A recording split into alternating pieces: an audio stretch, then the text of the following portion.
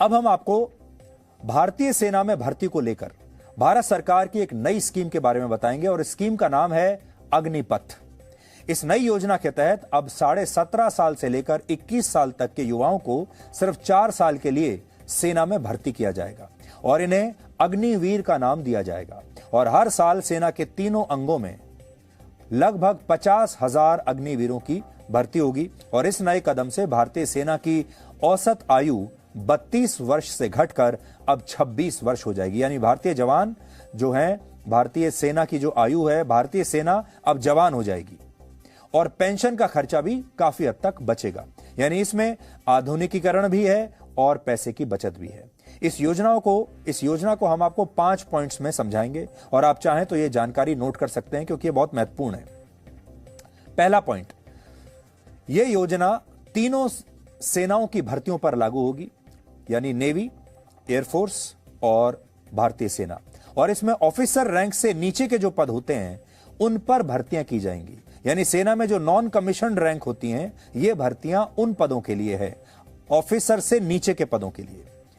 दूसरा पॉइंट यह है कि 17.5 साल से लेकर 21 साल तक के युवा इन भर्तियों के लिए आवेदन कर सकेंगे और इस प्रक्रिया के दौरान जिन युवाओं का चयन होगा वो सिर्फ 4 साल तक भारतीय सेना में अपनी सेवाएं देंगे। यानी सेना में अब जो नौकरी होगी वो सिर्फ 4 वर्षों की होगी और इन 4 वर्षों में शुरुआत के 6 महीने उन्हें ट्रेनिंग दी जाएगी और बाकी के 3.5 साल वो सेना में अलग अलग पदों पर और अलग अलग जगहों पर अपनी जिम्मेदारी निभाएंगे। और जब 4 वर्ष पूरे हो जाएंगे तो इन सैनिकों को रिटायर कर दिया जाएगा। हालांकि सरकार ने यह भी कहा है कि वो सभी सैनिकों को रिटायर नहीं करेगी। हर बैच में 25% सैनिकों को 4 साल के बाद भी सेना में रहकर देश के लिए काम करने का मौका दिया जाएगा। यानी 25% जो सैनिक हैं उन्हें रिटेन कर लिया जाएगा। और आप इसे ऐसे समझिए कि अगर सरकार ने एक बैच में 20,000 सैनिकों की भर्ती की है तो 4 साल के बाद इन 20,000 में से 5,000 सैनिक 4 साल के बाद भी सेना में जारी रखेंगे अपनी सेवाओं को, सेना में रह पाएंगे, उनकी नौकरी बची रहेगी, जबकि 15,000 सैनिक 4 साल के बाद रिटायर हो जाएंगे। तीसरा पॉइंट, रिटायरमेंट के बाद सरकार इन अग्निवीरों को एक अच्छा पैकेज देगी, आर्थिक पैकेज देगी, जिसे आप रिटायरमेंट पैकेज भी कह सकते हैं। इसलिए अब आप ये देखिए कि इन सैनिकों को तनख्वाह कितनी मिलेगी और इनका रिटायरमेंट पैकेज क्या होगा। पहले वर्ष में इन अग्निवीरों को हर महीने 30,000 रुपए के आसपास तनख्वाह मिलेगी, जिसमें से 21,000 रुपए इन्हें नकद मिलेंगे और 9,000 रुपए यानी सैलरी का 30% हिस्सा इनके रिटायरमेंट फंड में जमा हो जाएगा। दूसरे वर्ष में हर महीने 33,000 रुपए, तीसरे वर्ष में 36,500 रुपए और चौथे वर्ष में हर महीने 40,000 रुपए का वेतन इन्हें मिलेगा, जिसमें से 12,000 रुपए हर महीने रिटायरमेंट फंड में चले जाएंगे। यानी जो इन हैंड सैलरी इनकी होगी वो पहले साल में 21,000 रुपए होगी और चौथे साल में 28,000 रुपए के आसपास पहुंच जाएगी। 4 साल के बाद सरकार इन अग्निवीरों को रिटायरमेंट के तौर पर एक विशेष आर्थिक पैकेज देगी, जिसे उसने सेवा निधि पैकेज का नाम दिया है।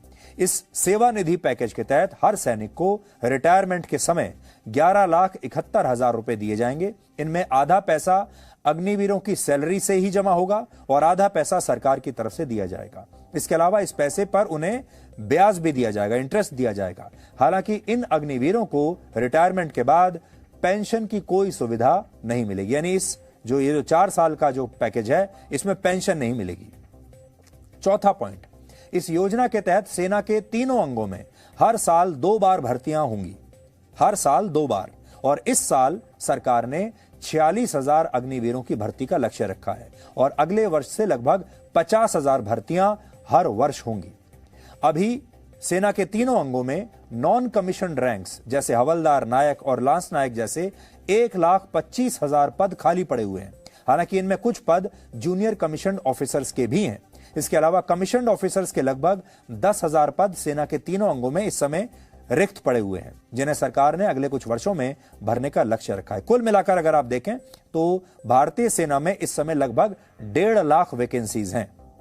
इस समय भारत के पास दुनिया की दूसरी सबसे बड़ी सेना है। चीन के पास 20 लाख सैनिकों की फौज है, भारत के पास 14.5 लाख सैनिकों की फौज है, अमेरिका के पास 13,90,000 सैनिक हैं और रशिया के पास 8.5 लाख सक्रिय सैनिक हैं उनकी सेना में।